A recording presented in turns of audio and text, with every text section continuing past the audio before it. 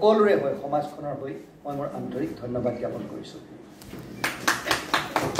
সদ্য ৰাইজ, আমাৰ এষাৰ কথা আছে অসমীয়াত, কথাৰে নহয় বন্ধু কামতহে পৰিচয়।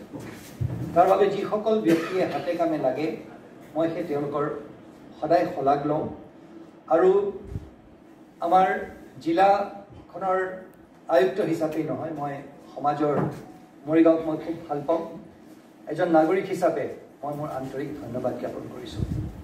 আজি মোৰ দৃঢ় বিশ্বাস যে এই ছবিখনৰ জৰিয়তে মনোৰঞ্জনৰ দিশটোতো হয়েই, কিন্তু তাৰ লগতে বহুকেইটি দিশ সাঙুৰ খুৱাই এই ছবিখন আমাৰ সমাজে গ্ৰহণ কৰিব বা সমাজখনৰ বাবে এই ছবিখন আগবঢ়াই দিয়া হৈছে। আমি পৰ্যটনৰ দিশৰ পৰা যদি চাওঁ, আমি কন্যাকন্দা পাহাৰৰ কথা শুনিছোঁ হয়, কইনাই কান্দিছে বুলি কয়, কিন্তু তাৰ সন্মুখৰ যদি পাহাৰকেইটা চাওঁ তাত 9টা গুহা আছে। সেই 9টা গুহাৰ ভিতৰত 3টা গুহাৰ ভিতৰলৈ এতিয়ালৈকে আমি যাব পাৰিছোঁ।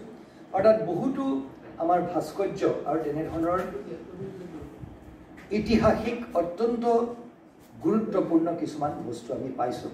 কিন্তু কিমান দুখৰ কথা শ্ৰদ্ধেয় ৰাইজ এষাৰ চাওক যে আজি এইটো বস্তু কোনো গুণে হয়তো পৰিসীমাত কম হ'ব পাৰে, চাইজত হয়তো সৰু হ'ব পাৰে, কিন্তু আজি তেনেধৰণে হয়তো এটা সময়ত ইংৰাজ এজনে অজন্তা আৰু ইলোৰা বিচাৰি ওলাইছিল।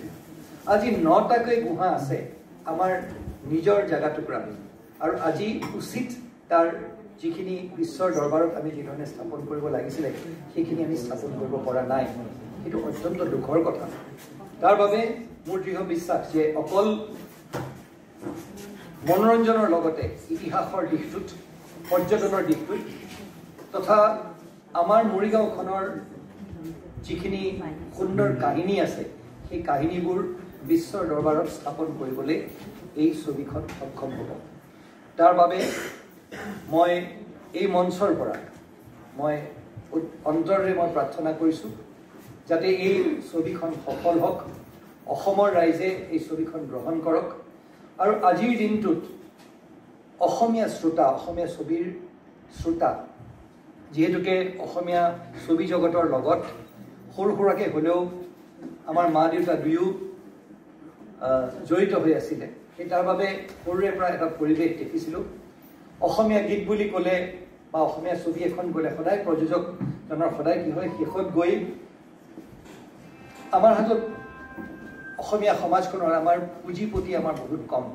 সেইকাৰণে প্ৰযোজনাৰ ক্ষেত্ৰত কি হয়, বহুতো জেগাত বহুত আমাৰ ক্ৰিয়েটিভিটি থাকিলেও, বহুত সৃষ্টিশীল আমাৰ বহুখিনি ভাৱধাৰা থাকিলেও কিছুমান জেগাত গৈ পেলাই আমি থমকি ৰৈ যাবলগীয়া হয়। আজি বহুতো আমাৰ এনে প্ৰযোজক আছে, বহুতো তেনে পৰিচালক আছে, বহুতো সংগীত পৰিচালক আছে, গীতিকাৰ আছে, যিসকলে উচিত যিখিনি তেওঁলোকে পাব লাগে সমাজখনৰ পৰা সেইখিনি